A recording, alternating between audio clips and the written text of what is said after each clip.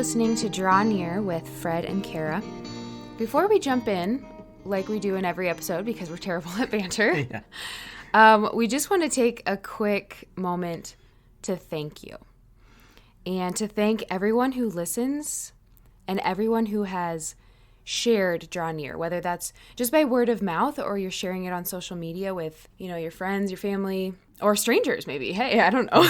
But Fred and I are kind of bad at self-promotion. Yeah, it's not our strong suit to do anything that's like promoting ourselves. So it's been amazing and overwhelming and honestly humbling to see how much Draw Near has grown just kind of on its own. It's only been 4 months, I think. Right. Yeah, it means a lot to us, that you all are finding this a podcast worth listening to and you're sharing. And I encourage you, because we're so bad at self-promotion, if you find any value in this podcast, it would help us to just leave a review, like, a share. Again, can't thank you enough. The encouragement we've received means the world to us. So. Yeah, and we do read those. We do read those comments and those reviews, and they really do mean a lot to us. But at the same time, I think Fred and I both want you guys to know that we would do this if we only had one listener. Yes. So we appreciate you listening to our terrible banter and to, us just talking about Jesus. We just like having conversations about Jesus with the intention of drawing you closer to Christ. But we would do it if it was just you, if we knew that it was just one person who was drawing closer to Christ and growing in their spirituality. Yeah. So we just really appreciate you guys. Yeah. Kara, I'm always surprised that anybody would want to listen to me. I always make the terrible joke. Time off of purgatory for listening to me talk. Oh, really? Yeah. I am going right to heaven then if that's the case. That is a sick burn, Kara. But I'm sure it's true. Yeah, you've served your time after 5 years of listening to me talk. So, but anyways, it means the world to us. All of you do. And we pray for you. We pray for this podcast. And we just appreciate you listening. Yeah, absolutely. So today is Ash Wednesday. So the beginning of the Lenten season, and by now I feel like you guys have probably heard homilies, maybe even other podcasts that are about Lent or about, Lenten sacrifice. And so we get this question, what are you doing during Lent? Or maybe what are you giving up during Lent? And we're going to kind of talk about that just a little bit. But if we ask this question or we get asked this question, I feel like there has to be a follow-up question. So it's like, what are you doing for Lent? What are you giving up for Lent? There has to be, why are you doing that for Lent? Because I feel like this is the heart, not what we're doing, but why we're doing it.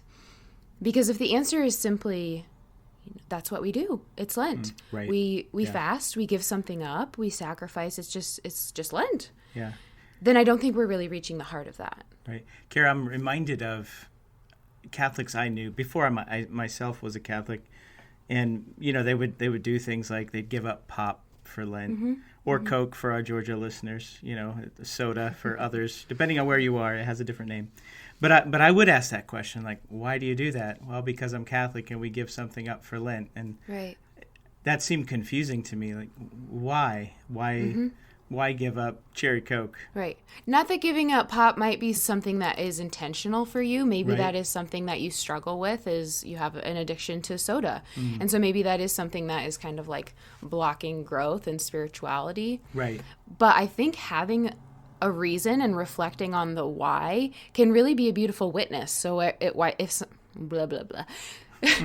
So if somebody asks us, why are you doing that? It's more than just, well, because I'm Catholic, but rather I really want to grow closer to Christ, and sometimes I rely more on pop. Yeah. And it's you see, beautiful. that's a good answer, and that answer would have, I don't know, that answer might have even have set me on a different path a little sooner, because there's substance there. But the answer that I would often get is just like the opening scene in Fiddler on the Roof. Why do we do this? I don't know. I haven't seen it. Oh, no. You have to add that one to the list, too. Yes, we you have do. I think growing list. Yeah, I think you're on, I don't know, maybe 201. If you like musicals, Kara, let's put that. I do like musicals. You would love this movie. I have it. You can borrow it. But the listeners probably know what I'm talking about. They're appealing to a tradition, but they don't know why they do it. And so we need to be able to answer that question, why. Yeah. So we're going to talk about the what and maybe give some practical things, but really tie in the why we do certain things in Lent. I'm sure, theological stuff is going to get thrown in, but we have a previous podcast. It's called Come Follow Me, and I'll link it in the show notes. But if you want more of that theological, spiritual side to Lent, I encourage you to go and listen to that. Even if you've already listened to it, go and re-listen to it with kind of a Lenten lens. Yeah, it might even be a good one to listen to over and over again throughout Lent, because those of you that did listen to it previously, if you remember, we talked about the importance of dropping the net and how that helps us to follow the Lord. And really, Lent is a season all about helping us to drop the net, which means basically letting go of those things that hinder us in following Christ and drawing near to Him. Yeah. Let's start with just some practical things that either in the past have helped us and we've given up, and that's helped us to grow closer to Christ. Maybe some duds that we thought, like, I wanted to give this up, and by the end of Easter, I was still doing that, and what was the whole point? And then maybe some things that could just help our listeners to reflect and pray about something that they might be able to give up. So I will say this, one of my duds was sweets. I decided to give up sugar, but I didn't have a reason for giving up sugar. It was more along the lines of like, okay, I eat a lot of sugar. Maybe I can lose 5 pounds during Lent because I'm going to give up sugar. Yeah. There was no intentionality there. There was no prayer there. And I feel like by the end of Lent, I didn't really do a very good job. I told myself, Sunday isn't counted in the 40 days. I can eat sugar. And then it was like, and maybe Monday and Tuesday. Yeah. So that was definitely one of my duds. I've done that a couple of times, and it's been hit and miss. So there was one Lent where I gave up sweets. Because I love sweets a lot, so I mean that was kind of a sacrifice. Yeah. And I got so much out of it. I went for 7 whole months. But there were other times I did it, and you allow those allowances, like Sunday, birthdays, holidays. A lot of birthdays in our house are during Lent, and so by the end of Lent, I'm like, wow, I didn't really do anything. I just kind of approached it as a well, I've got to give up something. Just like we're talking about Tevye from Fiddler on the Roof at the beginning. I just did it because, well, I've got to give up something. And there was no intention, no why behind it. So I've had mixed kind of experiences in doing that as well. I will say, if you're listening, you have kids, and you've never given up sweets for Lent, it's difficult to give up sweets for Lent when you have children, I think. Yeah. We have birthdays, like 4 birthdays in the first 4 months of the year. Right. So that would be really hard. Yeah. And plus, I like cake. Yeah. Plus, you got the feast days in there. So yeah. So, what are some good experiences? What are some things that you gave up that really helped in your spirituality? I think probably one of my favorite Lenten sacrifices was something we approached as a family. The whole family decided. I think it was actually the kids' idea. They decided they wanted to give up screens for Lent. Mm-hmm. So, no TV, no tablets, no computers, unless it was directly related to work or school. It was kind of what the compromise we all made. But, I thought it would be very difficult because they're kids. Kids like screens. I mean, that's just part of culturally, that's where we are. But they were so excited about it. We even went so far as we packed away the TV. We packed away the video games. And it was really kind of neat over that time to see how things changed in the house. I think the house became much more peaceful because with screens out the window, social media is going to go out the window as well, largely. And with those safe, clearly laid out parameters of unless it's work or school, it kept the cheating to almost none. And we also packed everything away. And it was just nice to see how the family grew closer together through, they played board games more during that time. They created their own board games during that time. They spent more time reading, actually a lot of time reading, and several of them would write their own books and illustrate them. And it was just kind of neat to see that. And we spent more quality time together as a family, and certainly prayed more. And that was something that continued for, after Lent. When Lent was over, nobody asked for the video games, so I never got them out. So like that We did bring out the TV event after Lent, but the video games and all that, they stayed packed away for about a year and a half. And it was kind of neat to see what the Lord did in our lives as a family during that time because of that sacrifice we made. I love that. I love that it's a family thing too. Yeah, we always take that approach.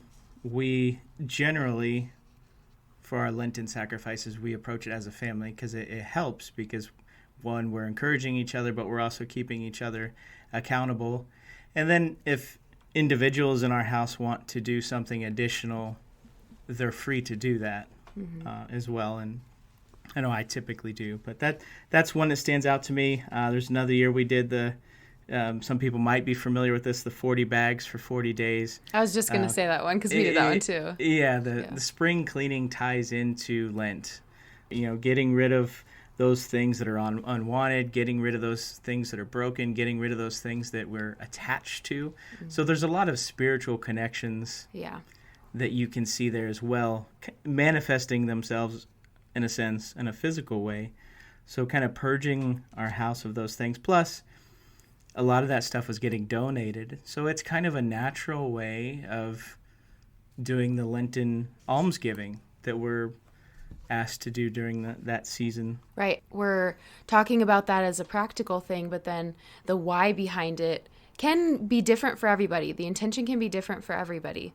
But I think clearing out that space, maybe, Fred, you always use the term, I've heard you use the term life weeds. So maybe you can explain what that is, because sometimes just having all of this junk that's just cluttering our house can really clutter our minds and our spiritual life. Like, I have to go sort this, and so I don't have time to sit here for 15 minutes and pray with Jesus because I have too much stuff just in my house. Yeah, I want to give credit here. This concept of life weeds, this comes from a minimalist blog called No Sidebar. But I think this is a good way of articulating the concept, and I think it fits the season of Lent well. And of course, talking about minimalist things, clutter is kind of the thing they're talking about. But when we tie it back to the come follow me thing we mentioned earlier, the idea of things getting caught in our net, and there are many things in our lives that clutter us and clutter our mind, clutter our spiritual lives, clutter us in a natural sense. And those things can tend to hinder us from accomplishing and achieving the end for which we were created. So just like in the natural sense where weeds kind of creep in sneakily, if you will, and they choke out the things that are most important, it's kind of the same thing. They may be obligations, they may be attachments to, just one more episode. Right, yeah. Mm-hmm. If we consider what's a weed, what does a weed do? Well, it's unwanted, it's prolific, it's persistent, it competes, it takes away nutrients and what's needed for what should be flourishing. It doesn't bear fruit. It looks like a plant, right? Many weeds are pretty, but they don't actually bear fruit in the useful sense. Right. Oftentimes weeds are parasitic. They rob from things that are of greater importance. What I'm getting at with all this is those things in our life that we allow clutter our lives and rob us of our ultimate end, which is we're getting to the why here with this, Kara. Mm-hmm. What we're actually after is walking with Christ more fully, more closely, to know him, love him, and serve him. St. Ignatius says our purpose is it's for the praise of God and the salvation of souls, right? So all these things, just like weeds, tend to choke out that purpose. We let our lives get overrun with those weeds. Lent is really a time for us to really dig in and pull those weeds out. And it's important to remember, and Kara, I'm sure you're going to touch on this, and they make this point in the blog. Kara, if we could put this in the show notes, I think that'd be a good idea. Some weeds take courage to pull. So some things are going to be harder to overcome. Some things are going to be harder for us to root out. Don't start with those weeds. Yeah. Right? For example, if I'm one that has trouble sitting through 30 minutes of adoration and I commit to, for this Lent, I'm going to spend an hour in adoration every day, but I'm only used to spending a half hour in adoration once or twice a year, that might be A little might be difficult. too We might not much. be there yet. Yeah. So there is a sense of growing that's needed there. And that's the thing too, just like with pulling weeds, start with those small ones, and you're going to grow in the courage you need and the strength to pull out those bigger things. So I'm going to tie this to a Lenten to-do list too, because we have these life weeds or this life clutter that can sometimes keep us from the nutrients in our spiritual life, the light that we need for the why, the getting to heaven. But at the same time, sometimes we get so ambitious during Lent that it's like we have Lenten weeds or Lenten clutter that is going to make it really hard for us to do something well. And I'm talking about, what are you giving up for Lent? What are you doing for Lent? Because we have all of these things that we want to give up, or all of these things that we want to add. At least I do. Maybe I'm speaking from my own experience. I don't know if everybody does. No, I'm the same way, Kara. And I could give you a list of 20 things I want to do this Lent. Yes, yeah. But is that realistic? Exactly. So I think finding what might be the clutter, and I don't know if that's the right word for something that we want to do intentionally that's holy, but I think if we try and add too many things or try and give up too many things, it can kind of become overwhelming, and then we don't do those things well, or we don't do those things with the intentionality that we need in order to allow them to bring us closer to Christ, because it's just too much. So that would be one of my practical tips, is really prayerfully discerning what's that one thing I'm going to give up, or that one thing I'm going to add. Yeah, Kara, I'm reminded of this quote came up in our episode on prayer that we did with Matt Leonard, but it was either St.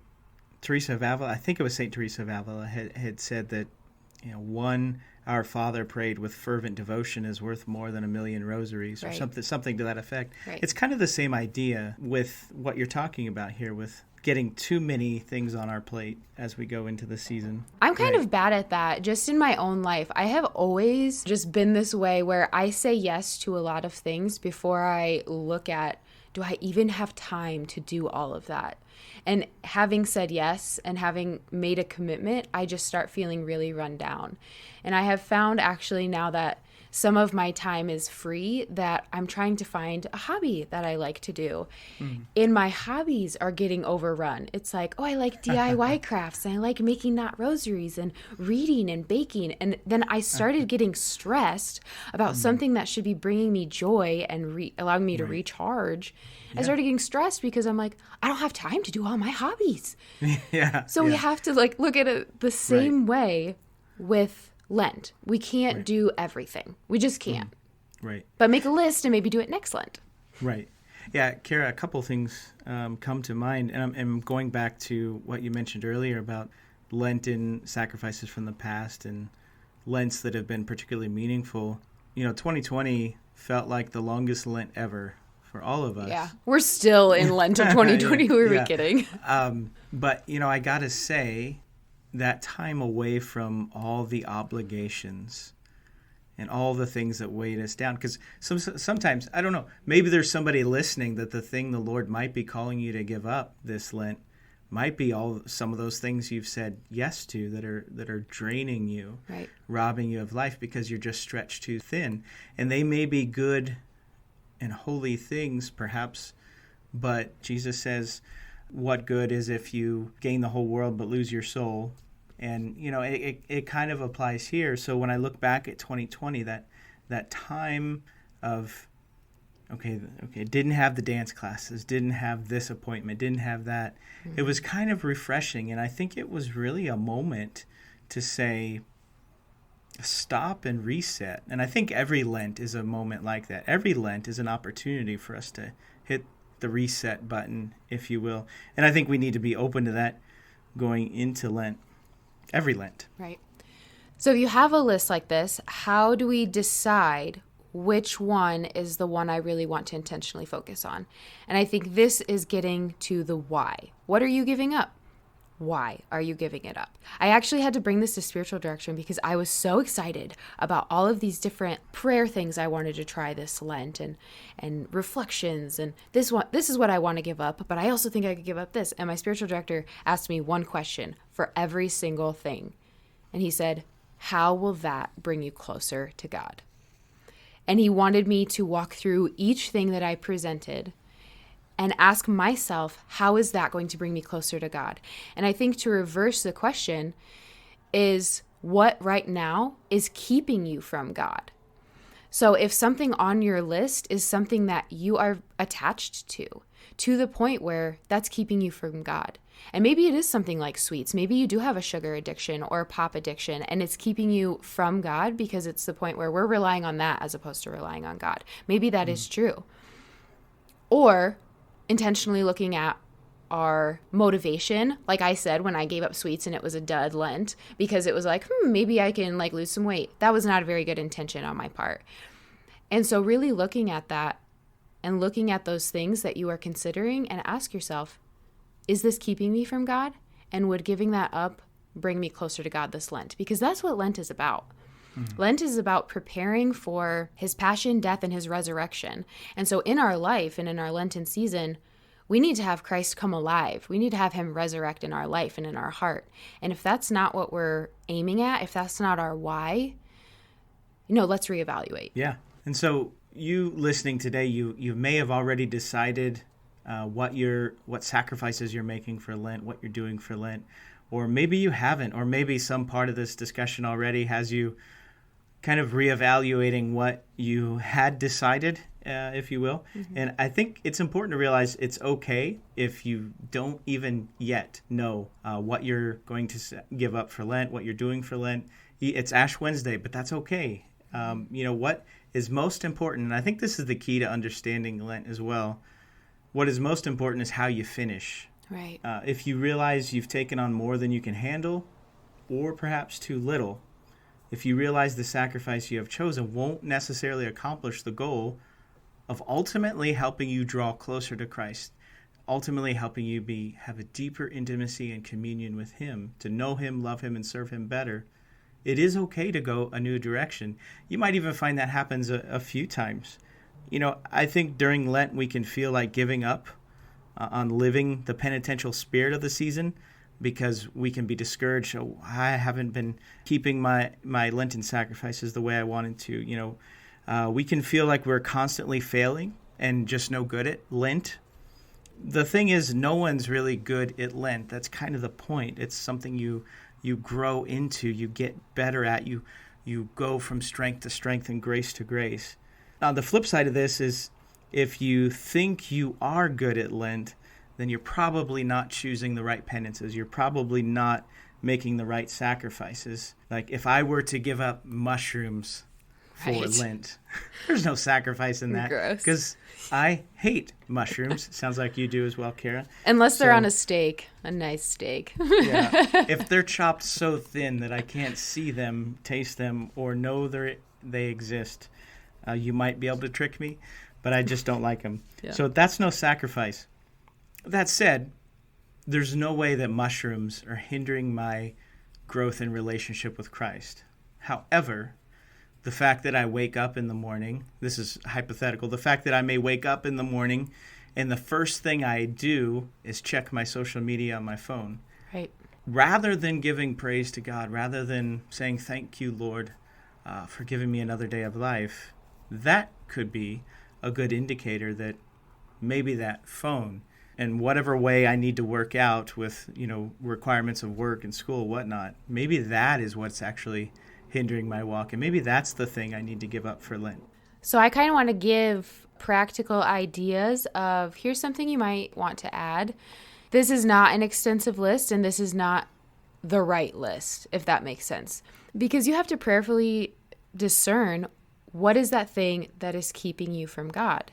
And what is that thing that you need to do this Lent that is going to help you to grow spiritually? But one thing that Fred and I always say when we talk about angels, and this is something I did last Lent, and it was by far my favorite Lent, is I prayed to my guardian angel during Lent, and I asked him to humiliate me interiorly.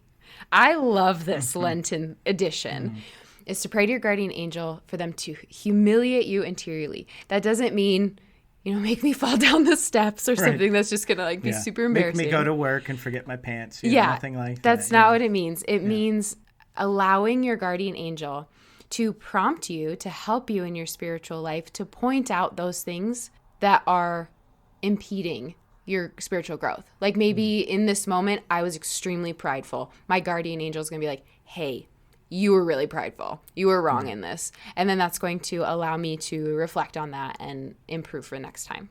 Yeah, that's a good point, Kara, because like many things in the Catholic life, we have to begin with the end in mind. And Lent really does invite us to begin with the end in mind. Mm-hmm. What's our end? It's ultimately union with Christ. And God has given us a helper to help us accomplish that. And our guardian angel knows us better than ourselves. Yes. Again, we talked about this in a previous episode.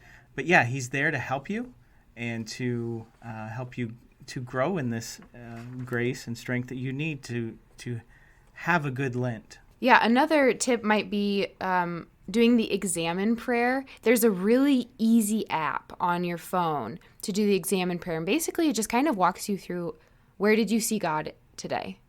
I think that's a really intentional thing to do during Lent, is to just invite God into each moment. If this all seems really overwhelming, say a Hail Mary before you go to bed. Maybe that's your prayer. Yeah. Kara, I know somebody that their Lenten devotion, the thing they did, the thing they added, was they learned the Memorare. Love it. He said, I don't know the Memorare, and so that was my Lenten devotion. I'm going to learn that prayer, I'm going to know it by heart, and I'm going to pray it well by the end of Lent. I did that 3 years ago. That was my Lenten thing as well. I didn't know it, and now I say it all the time. I love that prayer. Yeah, I think that it can be that simple. And you might even find that is the very thing that gives you the best Lent ever. It's praying the Memorare from your heart. And so, I encourage you, it can be that simple. Yeah. With the end goal in mind, as Fred has mentioned, thinking of what we're made for and where we're going. We ultimately want union with God. We ultimately want to inherit heaven. And we can participate in that now on earth in how we praise him and how we enter into this intimate friendship with him. So I think that's something we have to consider with our Lenten sacrifice. How is what we are giving up or what we are adding bringing us closer to Christ? And I'm in a young adult woman's book study. Absolutely love this book study. If any of you are listening, shout out. I love you, ladies. And right now we are going through the book, The Great Divorce. And in this book, there are people who take a bus ride up to heaven, and they're going to kind of get a tour of heaven. We're just right at the beginning, but we got through the portion where these people are on the bus, and then they exit the bus and they're in heaven. And one of the girls in my Bible study asked the question, what is keeping you from getting on the bus? Because in this book, there's a line of those waiting to get on the bus to go to our heaven, and just randomly, sporadically, people start leaving. There's a couple who's arguing, and they're like, never mind. And they leave the waiting line, and they walk away. And then there are these two men who get in a fist fight. And it's just, honestly, seemingly random things that are like pulling people away from, essentially, heaven. And so this girl asked, what is keeping you from getting on the bus? So if that's an easier way for you to visualize it, to think about what's keeping me from God, and maybe that's what I need to give up, visualize that bus to heaven, because that's our end goal, is to get to heaven. And ask yourself, what's stopping me from getting on the bus?